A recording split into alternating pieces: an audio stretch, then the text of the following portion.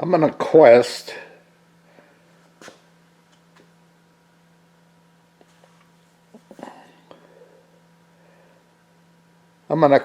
to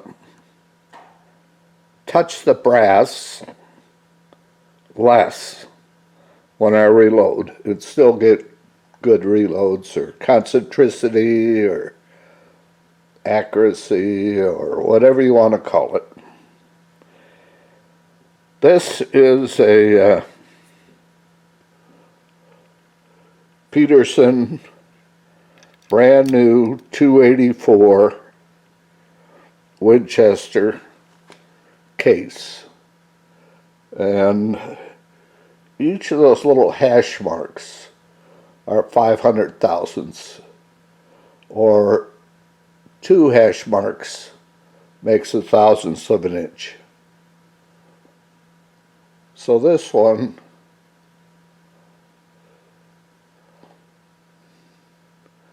I'm going to say is a thousandth of an inch or less. This was my older reloading process.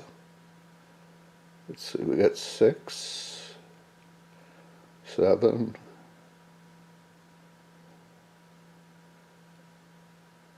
So this is straight out of the gun.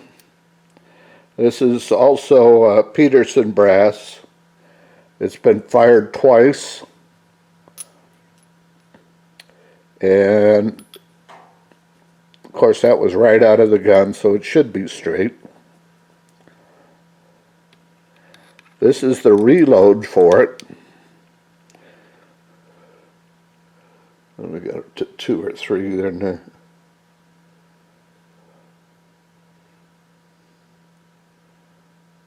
So we got 1, 2, 3, 4. I don't know, let you call it 2 or 3 thousandths run out. This is a case fresh out of the gun, shot 5 times.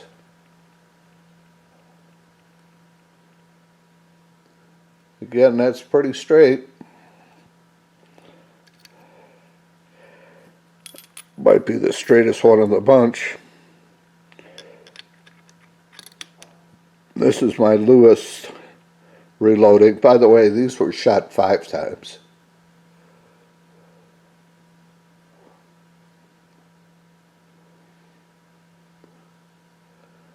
So that's my newest don't touch the brass concept. I think that's pretty accurate. We're pretty consistent. Now let's see how I did it.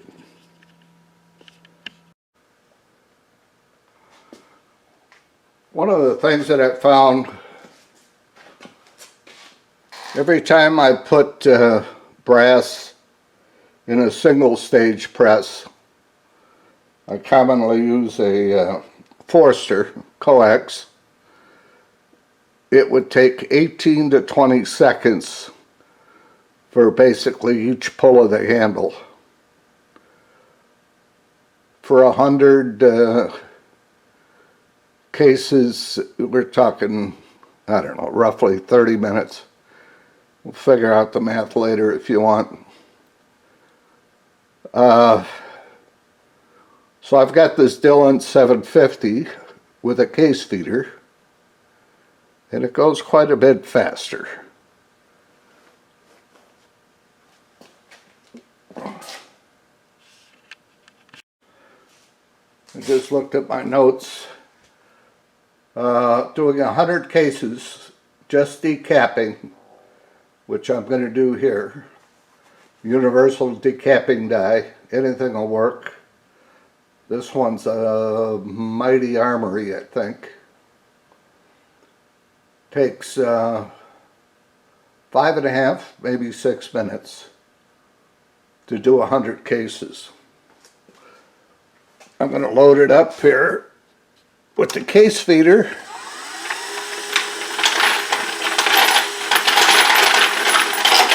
Makes quite a bit of racket.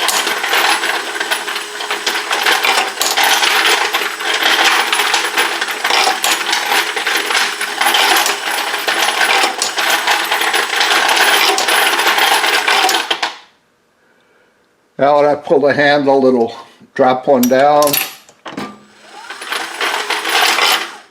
load the tube, push it into the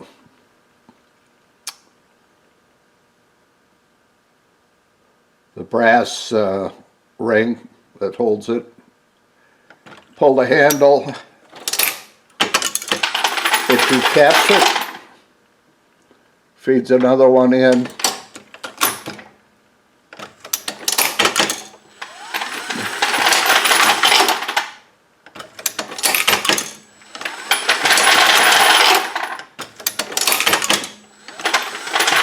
pushing forward on the handle would prime the cases if I had it set up for it.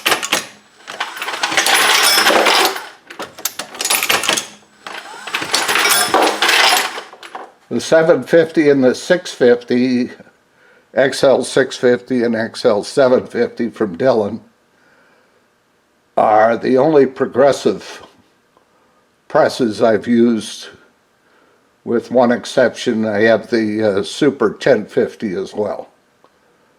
But as far as Hornady or RCBS or any of the others, progressive presses, I'm sure they'll work just as good, perhaps even better. I don't know if I said it, this has got 5 stations in the head, and you can do as many as 5 different things every pull of the handle. I will quite often only do 1 or 2 processes at a time to make sure I get it right. So I'm going to do the rest of the 100 here, and we'll come back and do something else. I don't know if you want a timer up there or not. No, we don't need a timer. Back in a minute. Yeah, I'm just finishing up 50, I'm sorry. I had it divided into 50 case groups. So, didn't take long at all.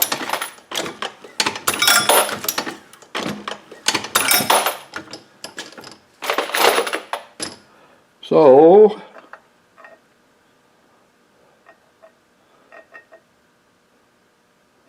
these are all deprimed. On to the next step. Well, next comes step 2. Annealing. I don't even know if I advocate it. If it going to keep the brass a long time, I don't know, maybe it's worth it, maybe it's not. I used to have an Annealy's that worked quite well.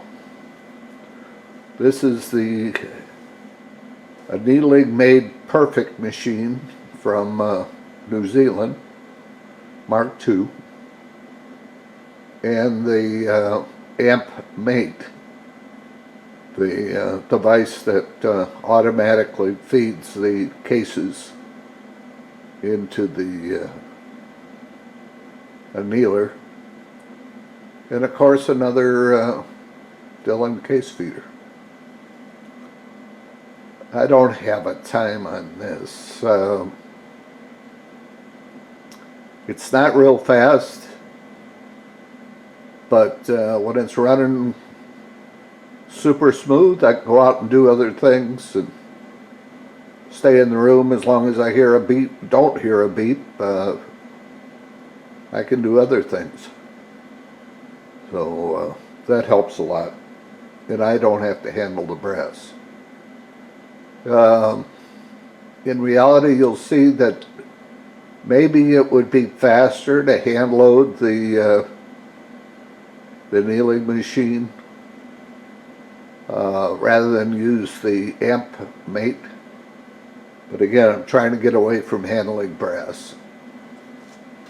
Crank it up and see what happens here.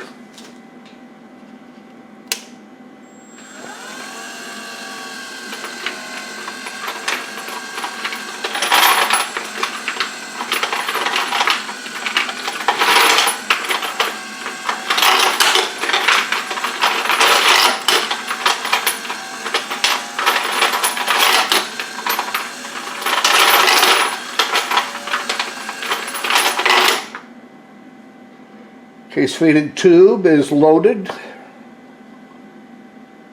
I think we're ready to go.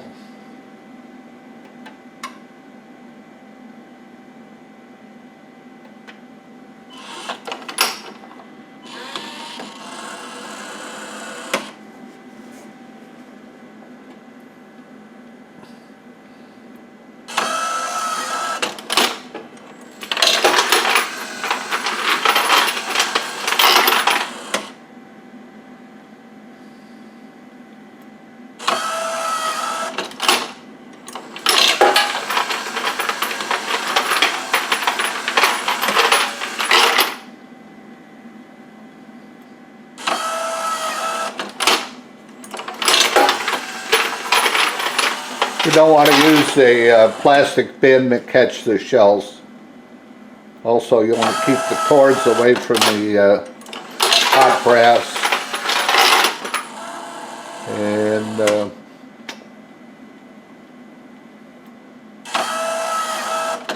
that's about it, I guess.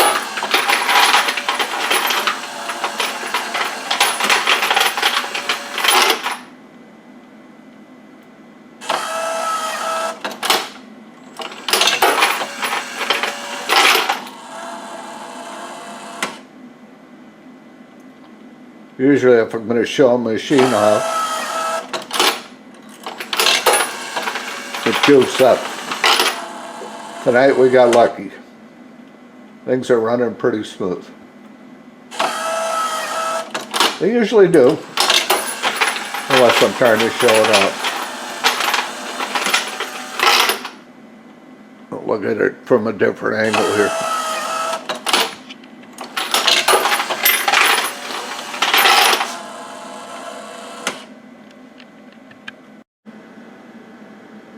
Of course, as soon as I said how wonderful this thing's running, it hung up. We got 13 straight, and then it push the start button again and see what happens.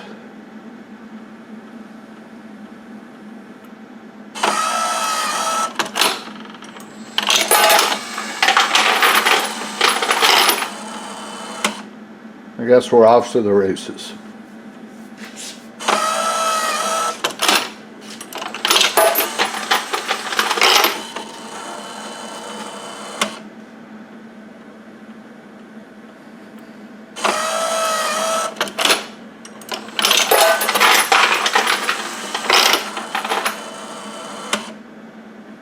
We use a little bread pan that my wife no longer uses because I thought the brass might be a little soft. I throw a paper rag in there. I use a lot of blue towels. Come on a roll.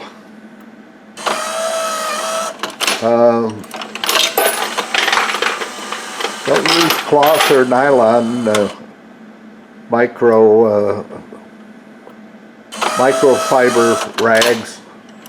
They melt and stick to the brass.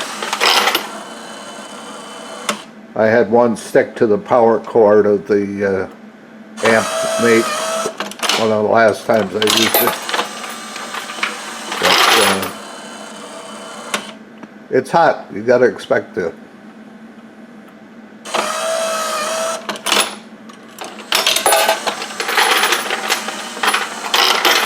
All right, that's pretty much real time, and we're what, 24 into 50. So It's going fairly smooth.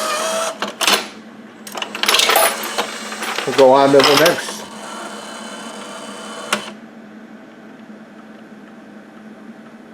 next step.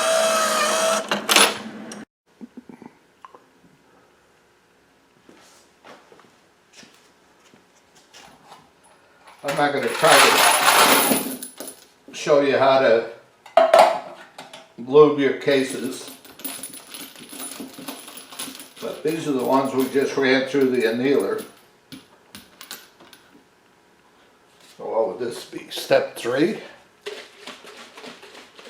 Shake up my mixture here. Spray it a little bit. Mix it around a little bit.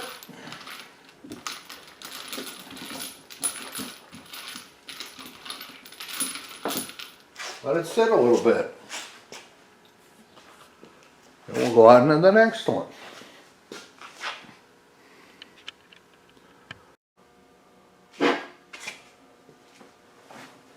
I'm going to size the brass in the neck next. The reason I've got the 750 and the 650, and I use them more than the 1050 by a whole bunch, is that I can do small jobs and change fast.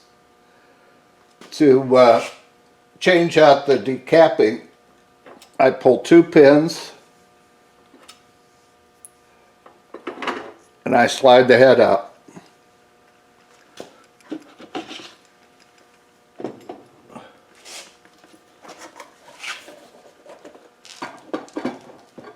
Put the bin over here, and to put a new head in, you just slide it in, put the pins in,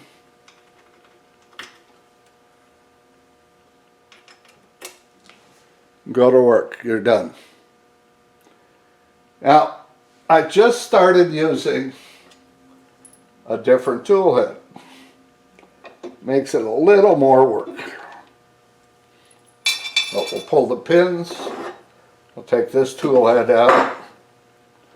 This has got a Redding S-type die. It's a bushing die. I don't know if I got that in there or not.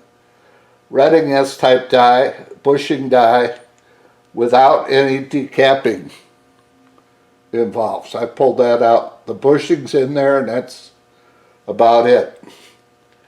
I'm using an Armanov, A-R-M-A-N-O-V, Armanov head and die ring. Look it up, see what you think about it. And I'm using 2 mandrels to size the neck. They, what do they look like?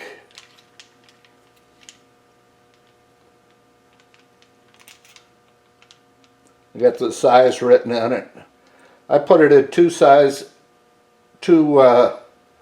mandrels to increase the size slowly so I don't jam it up or overwork the brass. This is a 2815, and the next one goes up to I don't know, probably 2,000 less. I can't remember what I used on there. Maybe a little less.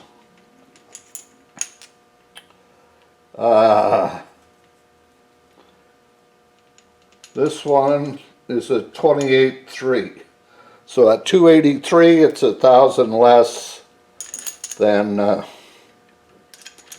bullet diameter.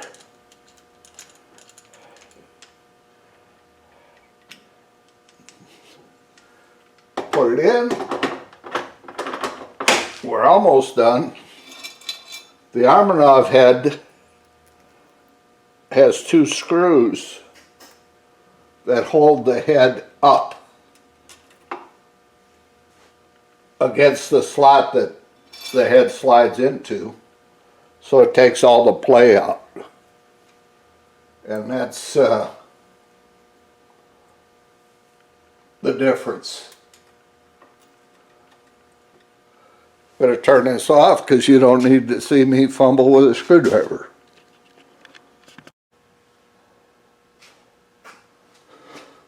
All right, here we go.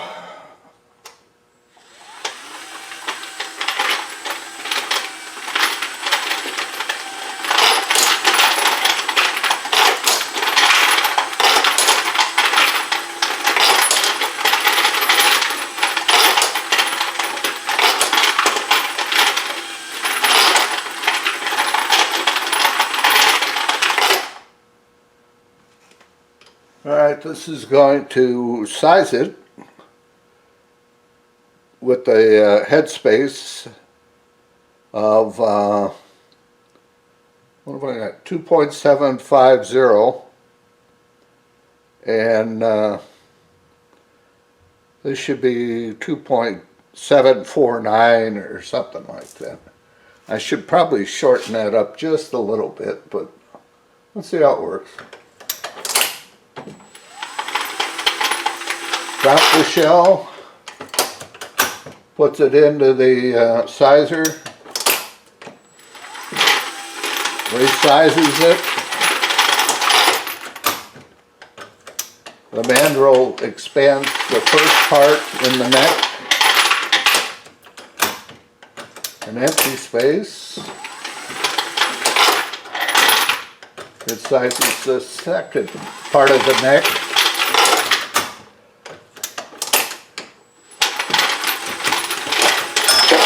And we're done with our first case. Each one of these three sections would take roughly 30 minutes. I still haven't done the math on that. 18 to 20 seconds per whatever on a single press. But let's see what we got here. I don't know if you can see that. 1.749. I think I said 2 before. That, of course, isn't right. 1.749. Next time I'll shorten that up just a little bit. But every time I pull the handle now, I get 3 operations out of the way. You notice I haven't cleaned the brass yet. That's coming up.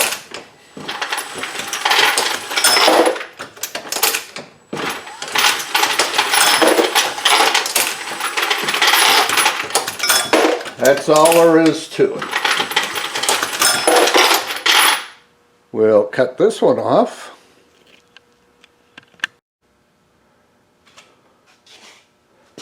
All right, next step. I think this is 5. All I'm going to do is I've got a brush that I brush the primer pockets with, and a brush that I brush the necks with.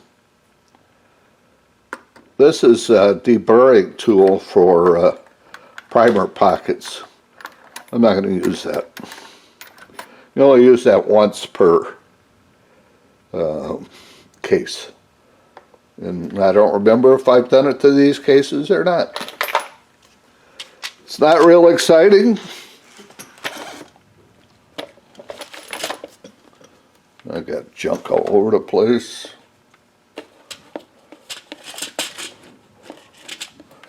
Oh, well.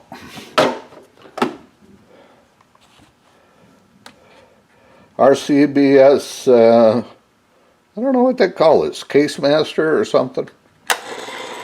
But brush the neck, brush the primer pocket, Brush the primer pocket. Brush the neck. I didn't used to do this, but when I started not cleaning the brass every time, I guess I felt a little guilty. I ought to do some of this stuff. But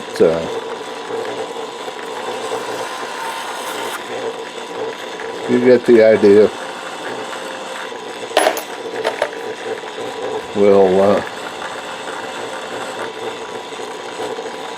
I think I'm going to tumble this brass, clean it. I use corncob media, which is about used up. It's getting so it takes longer and longer to clean. And I mixed it with a little car polish. I think they call it New Finish. I don't think there's any good, bad, or better car polish, but I also put a little bit of lacquer thinner in with the car polish. Mix it up with a stick a little bit, and let it tumble all on its own for a while till you get rid of the clumps and everything kind of gets evened out. And I don't do that very often either. But I think the lacquer thinner helps mix the car polish up with the corncob media,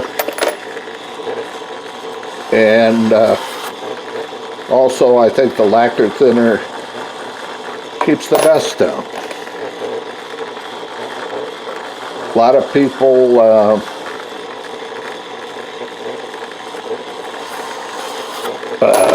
wet tumble or wet clean their brass. They use stainless steel media.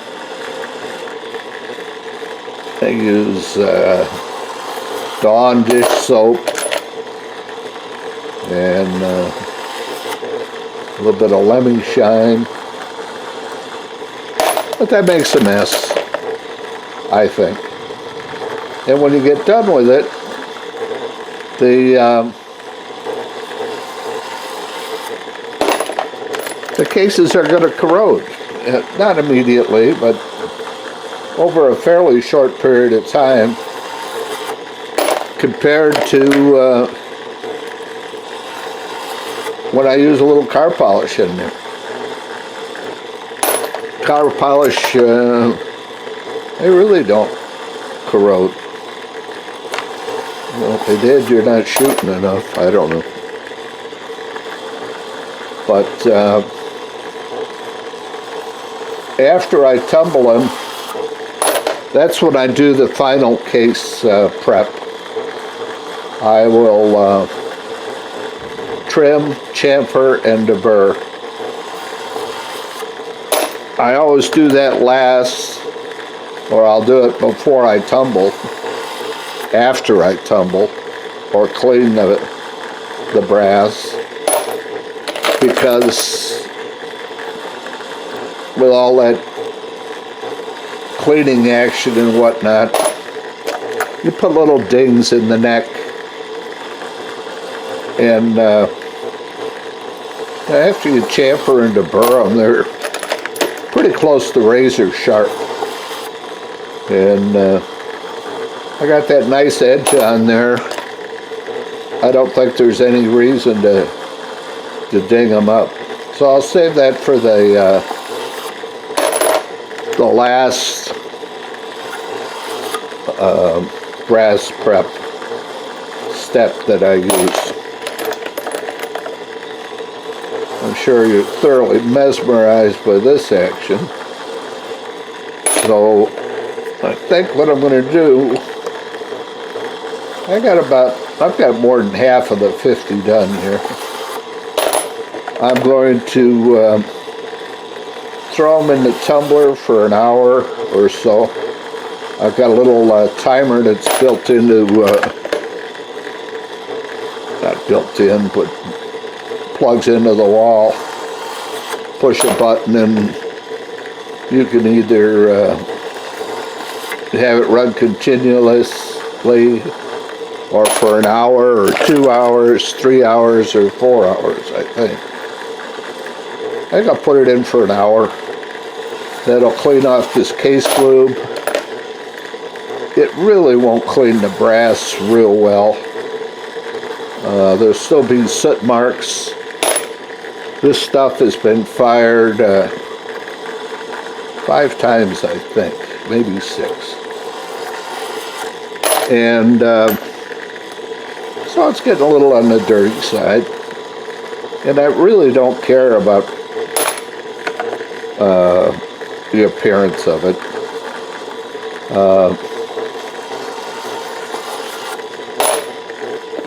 I'm not trying to make jewelry, so if it's reasonably clean, gets the job done,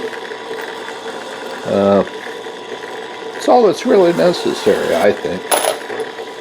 But you know, talk to somebody who knows or has a different idea. So with that, perhaps in the morning. See you then.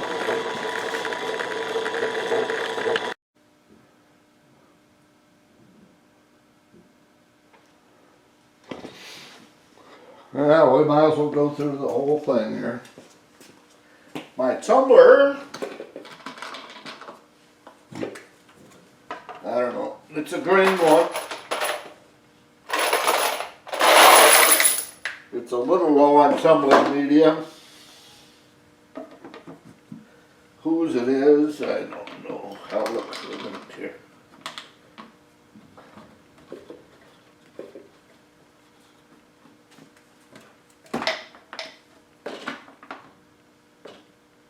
Cabela's. And I don't know if you can see it in the picture, but here's the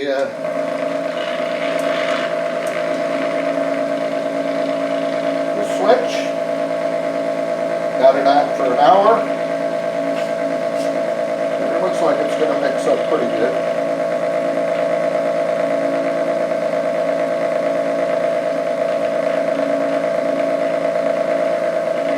Alright, good night. See you everybody.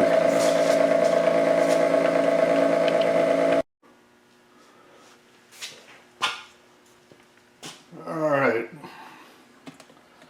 The tumbling is complete.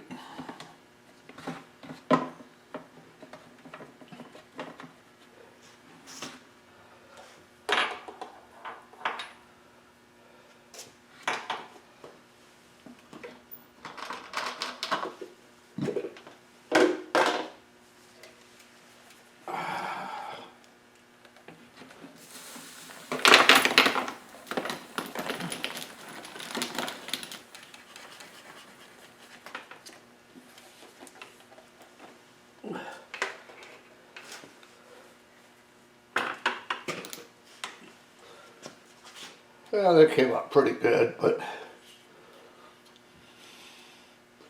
I think we could use some new media in there.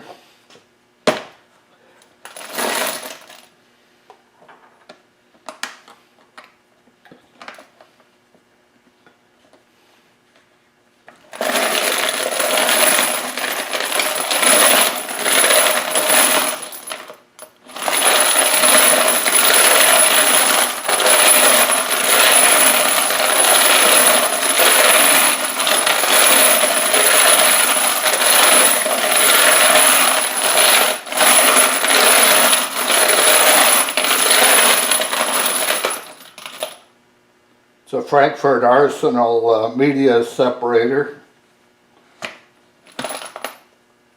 Not the handiest or best built, but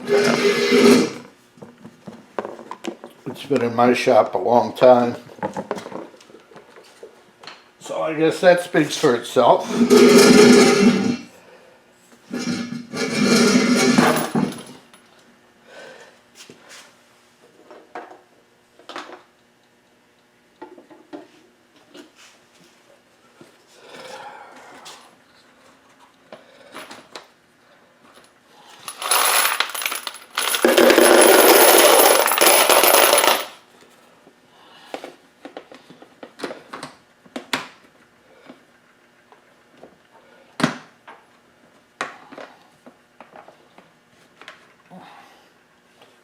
Yeah, we'll pour the media back in the container later. Now I'm going to trim, chamfer, and deburr.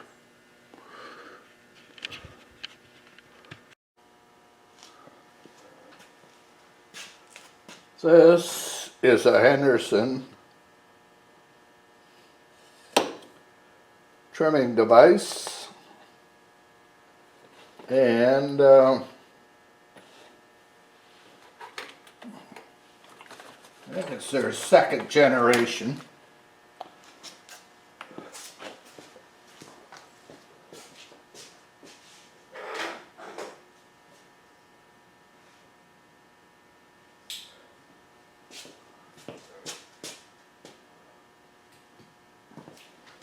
Sorry about that.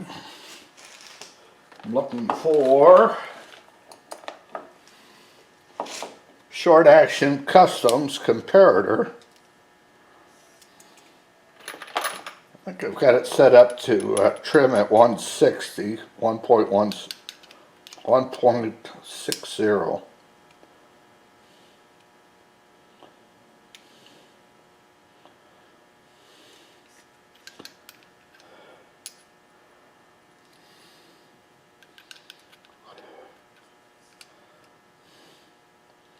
2.160. Better check that.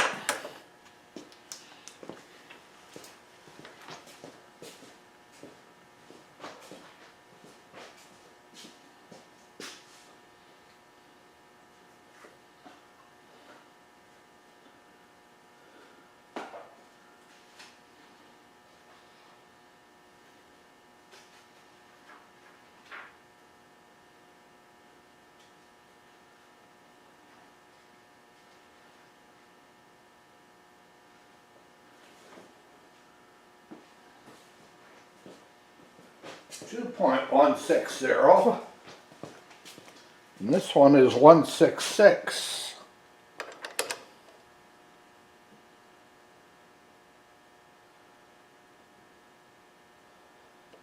Still not right. Let me check it again.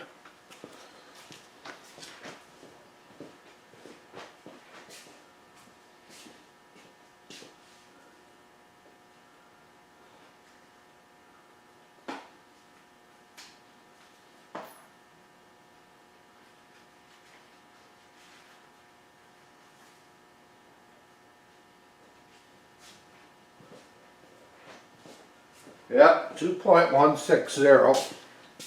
This one was 166, I think, which surprisingly long.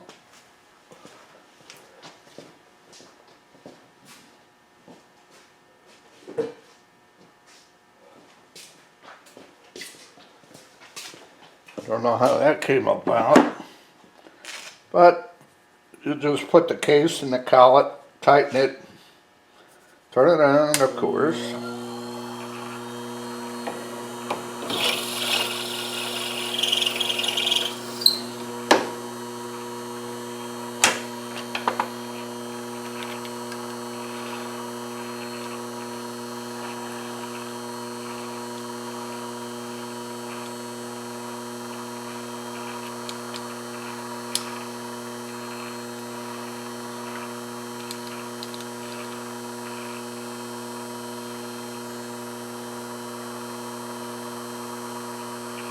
Probably be just a hair longer. I got 157 on it.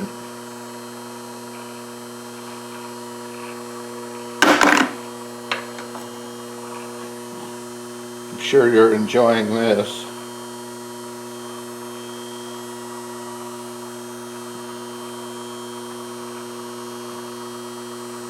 In fact, I'm going to turn this off and we'll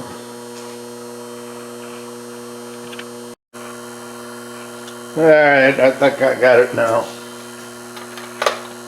Might have just been a little bit of dirt or something on the collet, but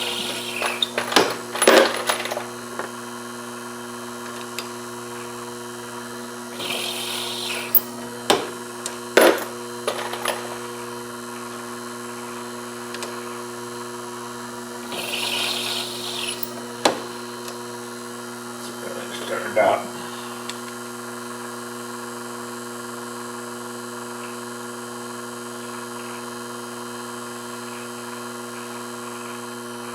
Yep, pretty close.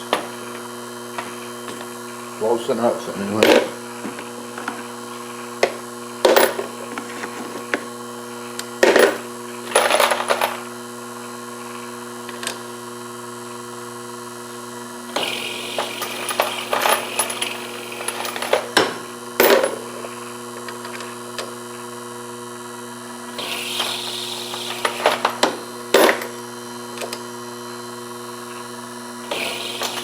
I don't know why these are so long.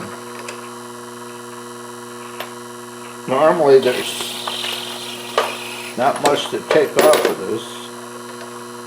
Unless I forgot to do it the last time or two, which is always possible.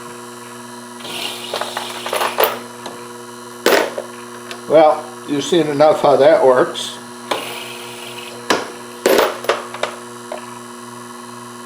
You'd always go to the internet, watch a real pro do it, and I'm going to finish these up, and then we'll probably prime them and put some powder in it.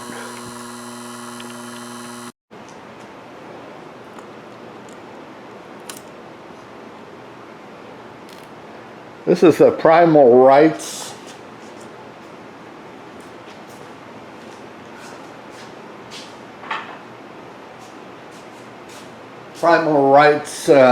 priming tool. It's pretty expensive. I like to use it. I don't know that I'd buy it again. There is no service. When I got it, I was missing a pickup tip on one of the priming tubes and got no help to get it replaced or a suggestion for a replacement. Turned out the ones off of the Dillon could be made to work. A couple of years later I sent it back because it was getting pretty ragged. I've been doing a lot of hard priming on military brass. It may have been able to had the primer's pockets swaged a little better. He sent it back without doing anything to it, saying that it wasn't designed for that.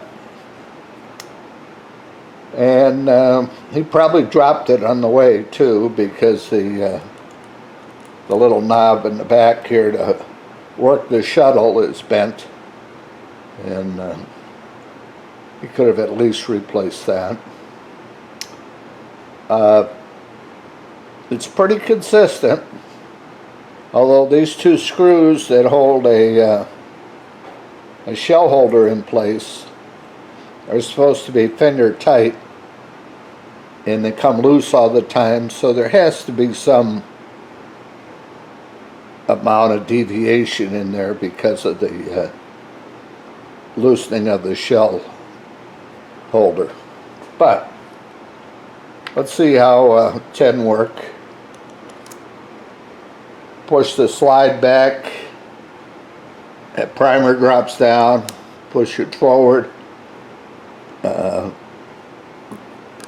checked the first couple to make sure I got them in right. And it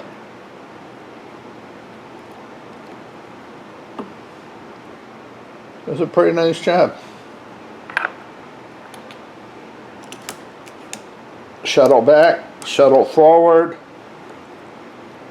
prime, looks good. I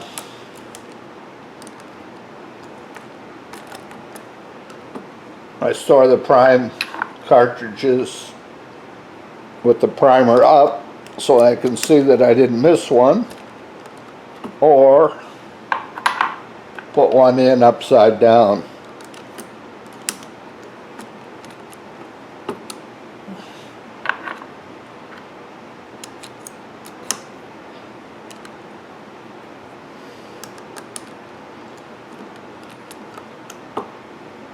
It's got a pretty nice feel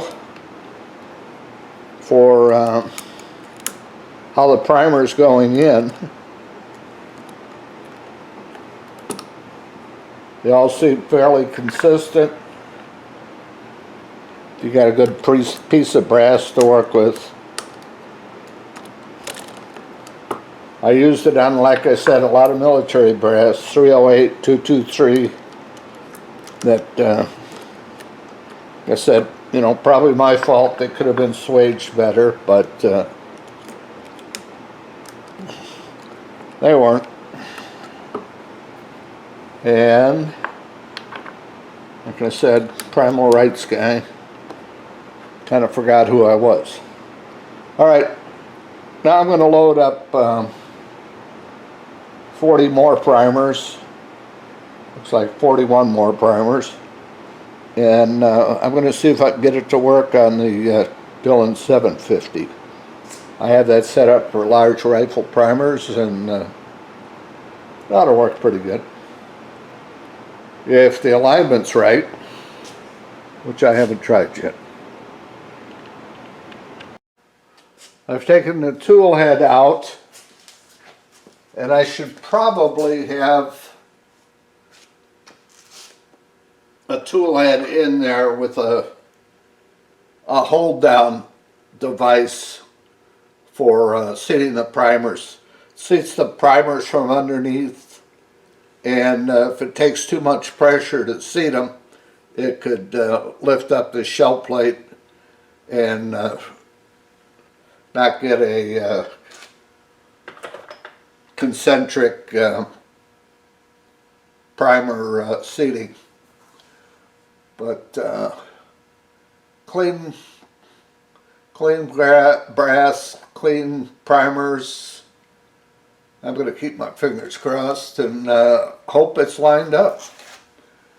Once again, I'm going to use the Dillon case feeder. Love that.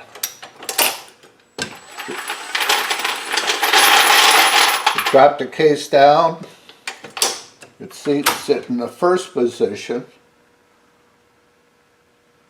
I see there's a primer there.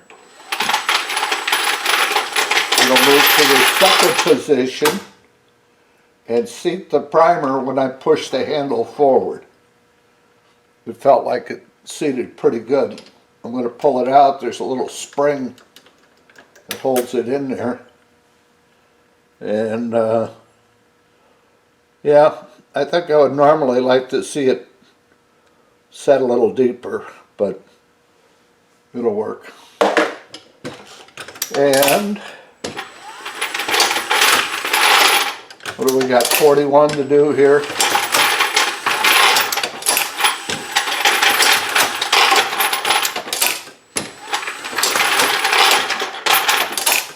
It's lined up pretty good. I don't feel any binding when it goes in. And after a while, you can feel how the primers are going in, whether the handle's moving far enough.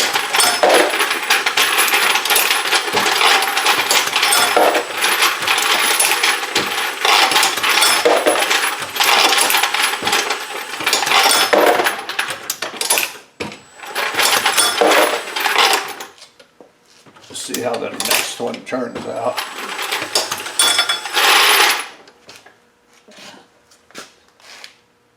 Yeah. Again, I think I'd like to get it a little deeper, but it's deep enough. And that's priming. Next comes powder.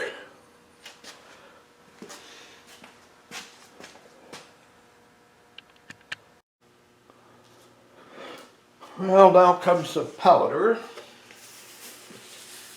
Using Hodgdon 4350, 50 grains. I try to remember to rotate the bottle before I use it, especially if it's been sitting or I just got it, it's been traveling. I don't know if there's any weight difference and stuff, or we'll get it mixed up.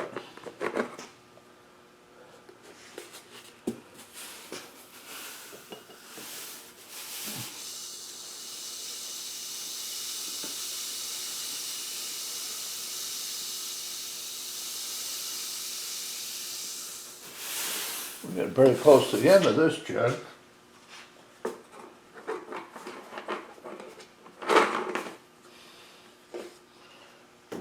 We're using the Trickler V3 by Adam McDonald in Canada. And the Trickler I'm using instead of his is an Ingenuity Precision. Ingenuity Precision. And I like it. It's very similar to the way the Prometheus trickles powder. I don't have a disc, but there's a disc in there with, oh, I don't know, 50 cutouts around the circumference of the disc, just big enough for a flake of powder to go into. And it comes with different discs to accommodate different powders. And you'll see it's pretty slick and it's pretty accurate. I'm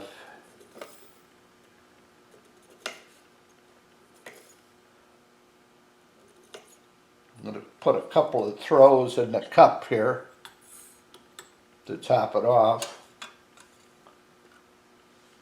Then on my iPad over here, I'm going to enter the target weight at 50. And there.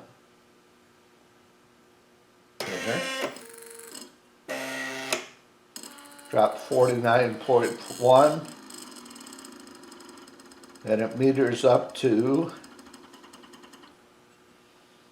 50.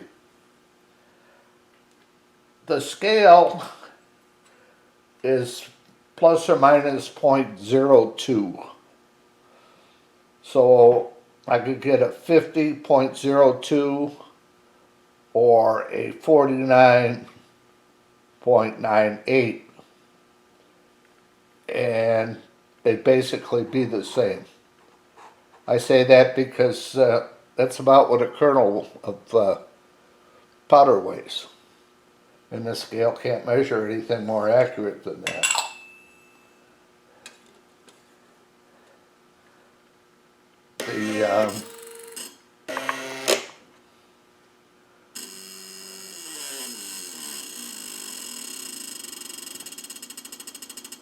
The handy dandy little cup is from Area 419.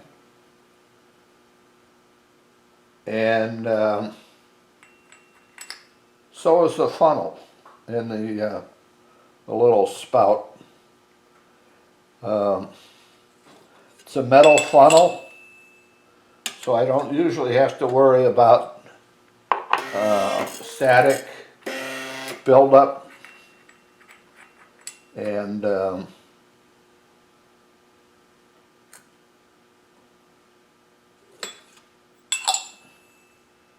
or bridging of the powder. At least with the stuff I've been using. It's got a little stepper motor that it's using. It's kind of the ticking or growling sound that you're hearing.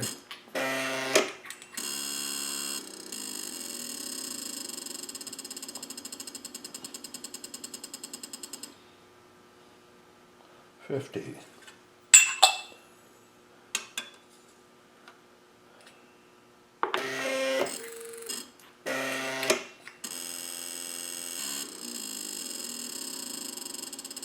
Incidentally, when I was priming, done priming on the Dillon, I came back and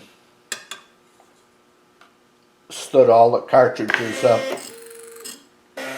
in the case block, and there was one that didn't get primed. So that saved me some embarrassment of perhaps not noticing it when I'm putting powder in and making a mess. Not that I'm not going to make a mess, but it's kind of less likely. 50.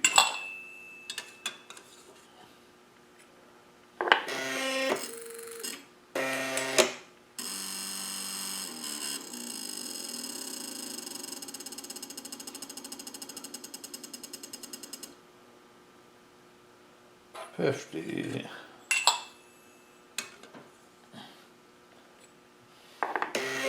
Very few overthrows or underthrows. There's an overthrow. I don't know how that happened. But,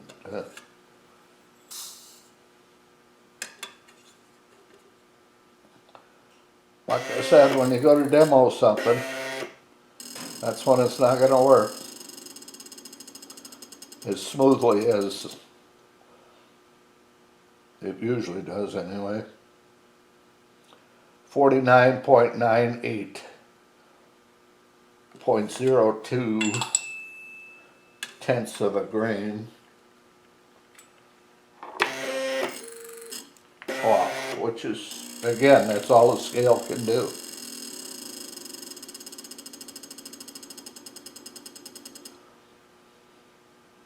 $50.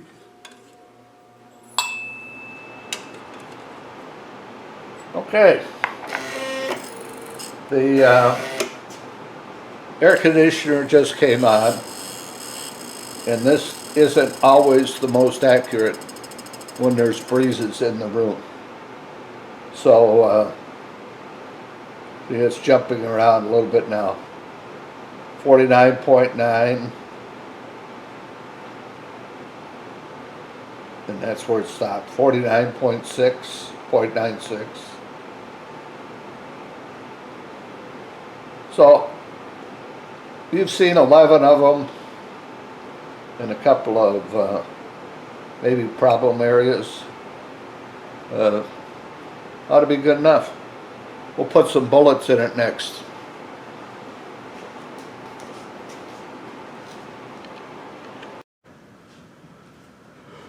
Well, put some bullets in there. First I'm going to check, make sure I got powder.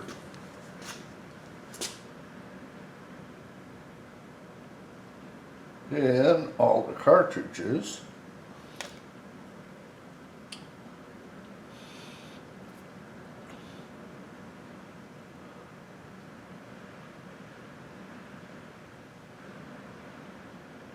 And they all seem to be at about the same level.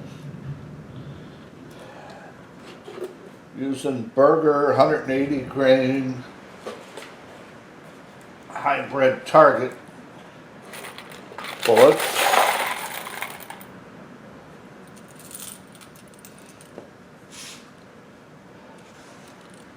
And usually just plug the holes there, so easy to get to when I start seating the bullets.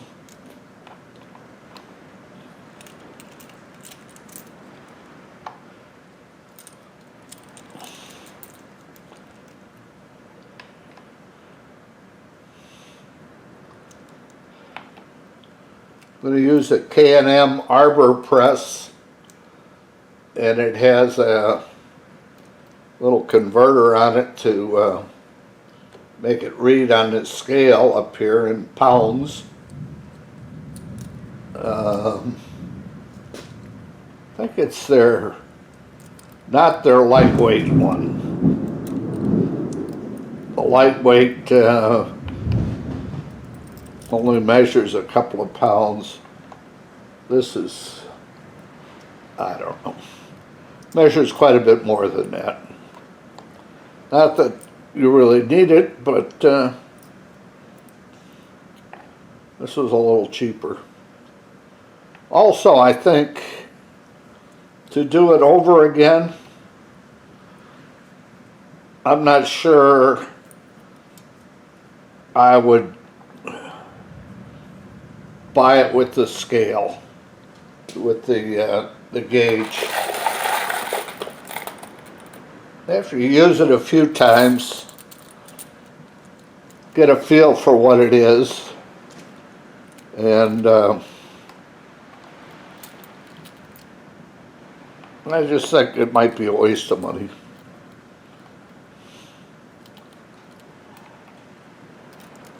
As you can see, I don't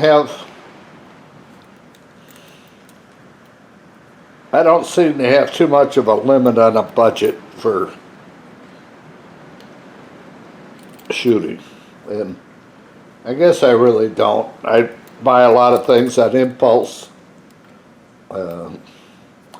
That darn internet. It'll get me about every time. But I've learned quite a bit from it, and I certainly enjoy what I've learned. I don't know if I'll put it on this video, but I did some studying with 223 cases last fall. One of the things I did was I seeded I don't know if this is going to make sense. I partially seeded the bullet 3 different times into the case. The first one I seeded at a random depth, and I measured the difference. And the difference in the seeding depths was pretty considerable. I've got it on a piece of paper someplace. And then I seeded again to another random depth without pulling it. I just seeded it further using a different die and a different press.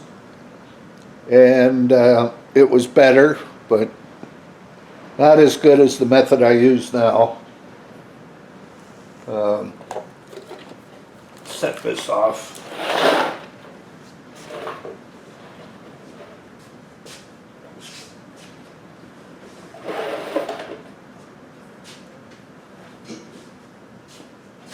I'm using L.E. Wilson seeding dies, and that seems to be the most consistent, and therefore I'll call it the most accurate. I'm looking to see this this bullet at 2.432. Haven't checked it for a while. Let's see how it works. The base, the die goes over the top. This one's got an adjustment on it screw it in, screw it out, tighten it down. Um,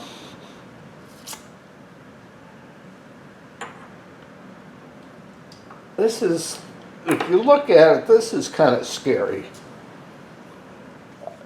I put a fully loaded shell in there with a bullet, and I think right now it looks more like a pipe bomb than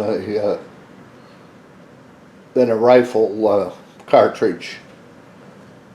I think, oops, and there goes the powder.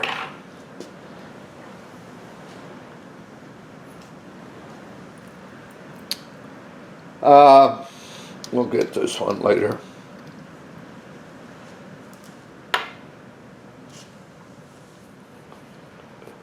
Where was I going with this? This is kind of like a pipe bomb, I think. If there was something on the surface here, the seating area, you put the primer on it, pull down on this arbor press handle. I think it could be lead to some rapid what do they call that? Some rapid disassembly and partial dismemberment.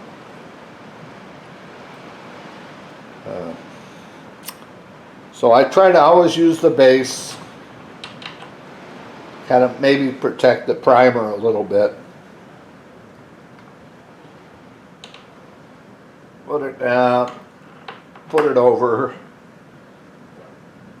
push it under the die or the arbor handle, and you can see it goes up 5, 10, it started seating, there's 10, and it's fully seated at about 10 pounds of pressure.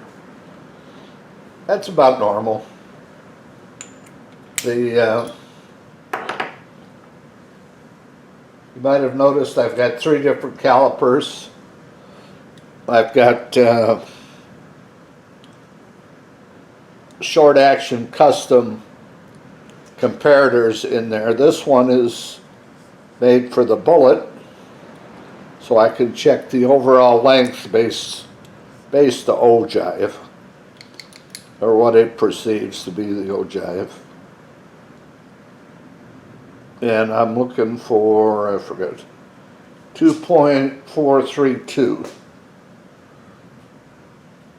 2.43635. Seems a little long. 2.432.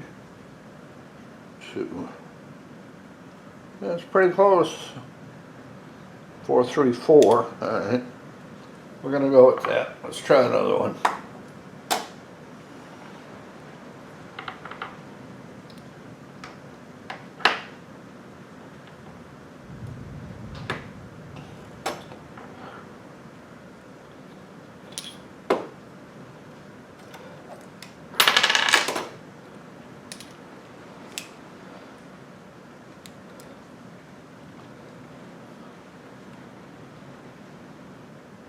These are sitting a little long.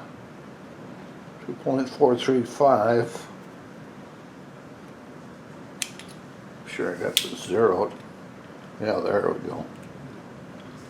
Wasn't zeroed properly.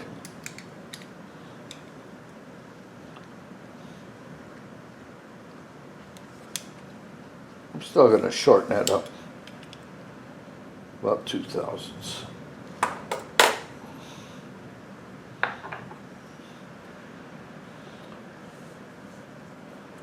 So,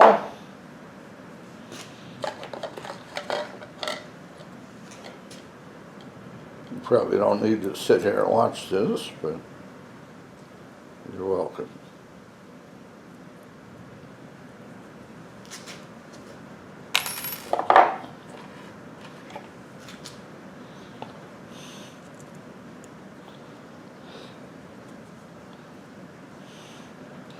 Gonna shorten it so this gets cranked in.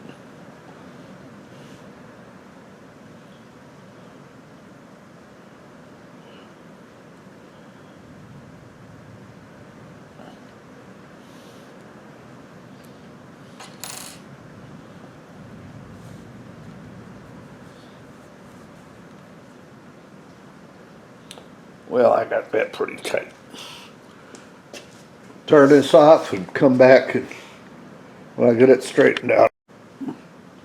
All right, I think I got it fixed.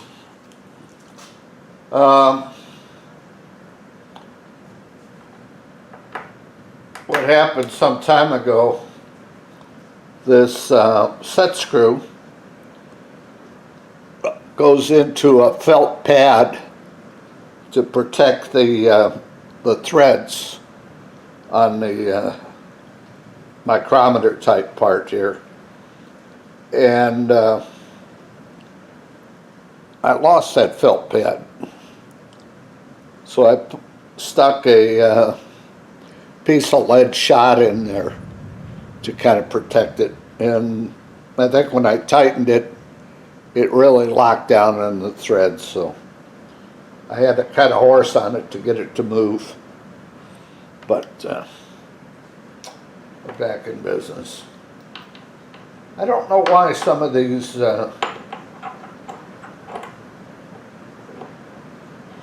measurements are off, but I guess that's why we measure.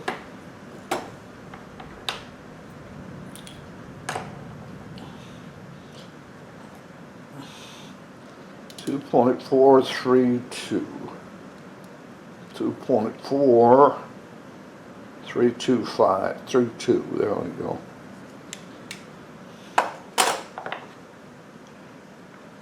And this is one of the longer parts, or some of the pieces that take the longest. Seating the bullets.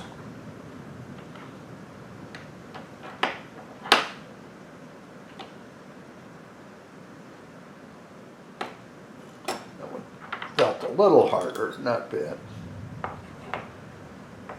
I put a different arbor press out here. This is called a Bald Eagle arbor press. It's quite a bit cheaper than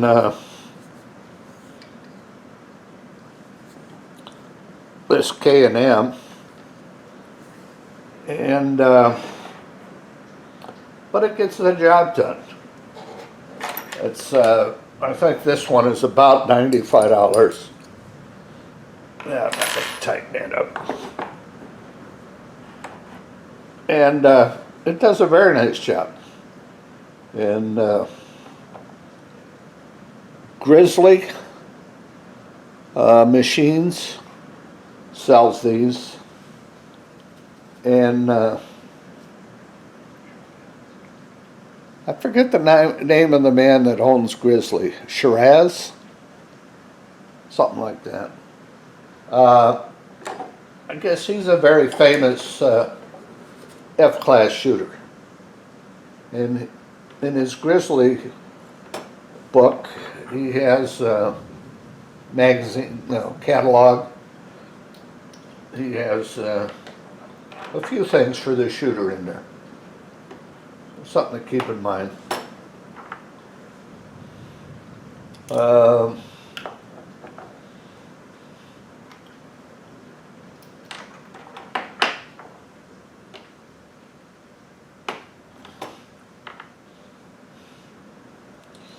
Wish I hadn't knocked that case over. That's not hard to turn the scale back on, but in fact I usually leave the scale on.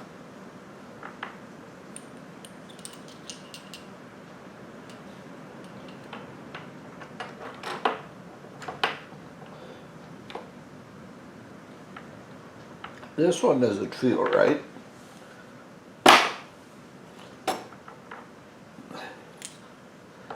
It obviously went the distance, but I had something jamming up the 4, 3. It's a little long.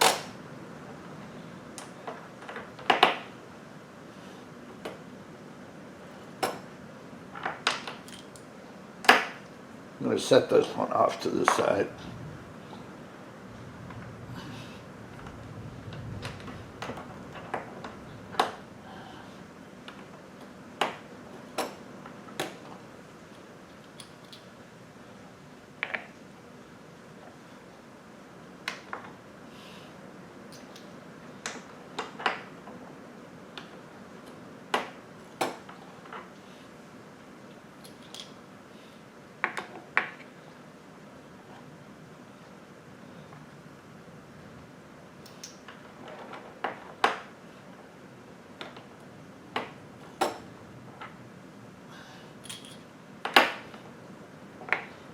All right, you've probably seen enough of that. We'll see how hard it is to set the scale up. I've got it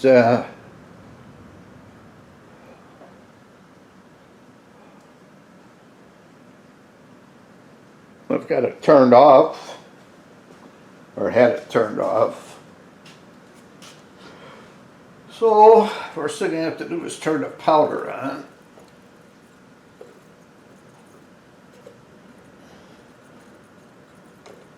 Turn the powder on.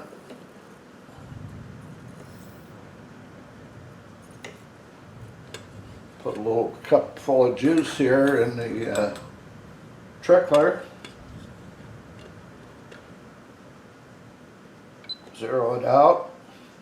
See if just turning it on will give me 50.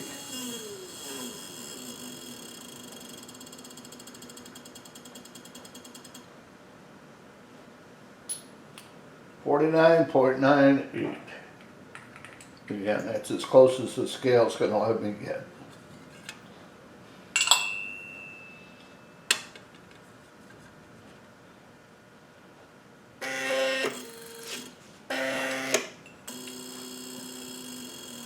And that's all there is to it. So I'll go over here and see if I can spill another one.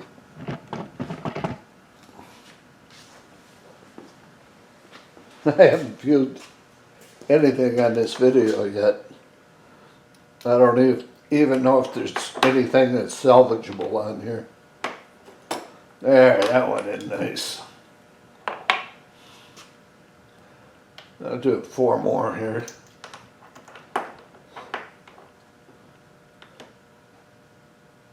There's another hard one.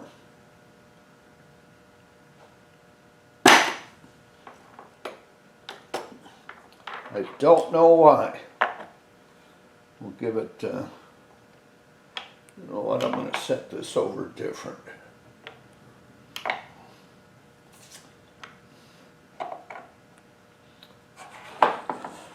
These on this side, they're going to be foulers, or what some guys call blow-offs. I don't know why it was doing it. Can't say that it hasn't happened before. That one had a little bump to it, but not bad. But you can see, I don't think the scale is anything that you're going to scale, the gauge, whatever. I don't think it's something that I know I don't pay too much attention to once I get going. It's either feels right or it doesn't. Most time I'm not gonna, if it measures, I'm gonna shoot it. I may put it off in the, you know, a side where I can, you know, warm up the barrel with it, or foul the barrel. There's another one. Why is it?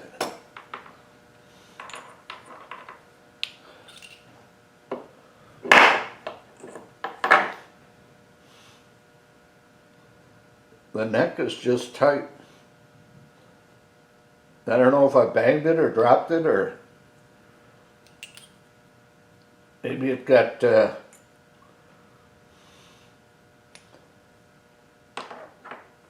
it got bent up in the tumbling. That one bad. But definitely different than the others. Probably should have set her to the side. I guess I still can.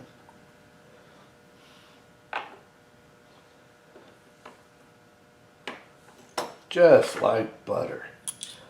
You can feel the boat tail in her,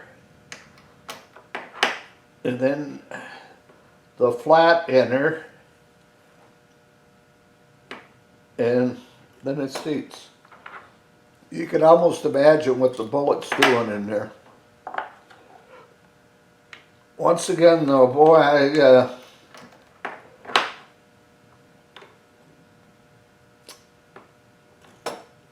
I'm very nervous about this thing. I think of it as a pipe bomb. You know, until I get it out to where it's just a rifle cartridge again. You can tell I'm not the best housekeeper in the world.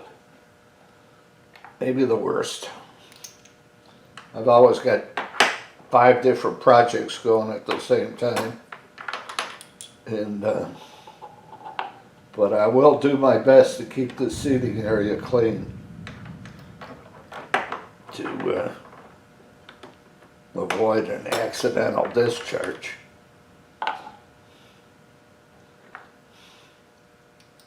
You know what? We started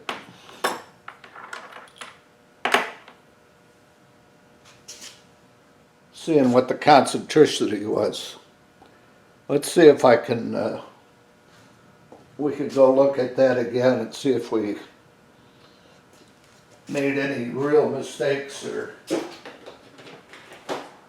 I don't think it could have gotten better from what it was, but hopefully it didn't get worse. All right, I'm going to turn you off and move you over by the concentricity. Now let's see how this goes. It's off the peg.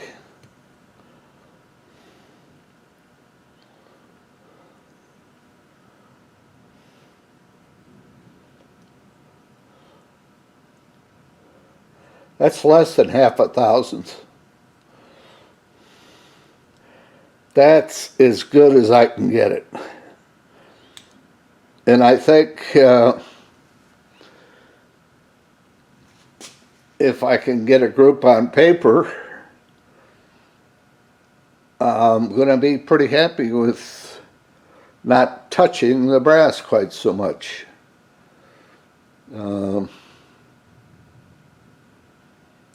Using the mechanization here to my advantage. See some of my little projects here. Sorting bullets, and I'm sorting primers, small rifle primers. I don't know how that's going to work out yet. Stay tuned for the further adventures. Thanks a lot. I hope this is going to be worth watching.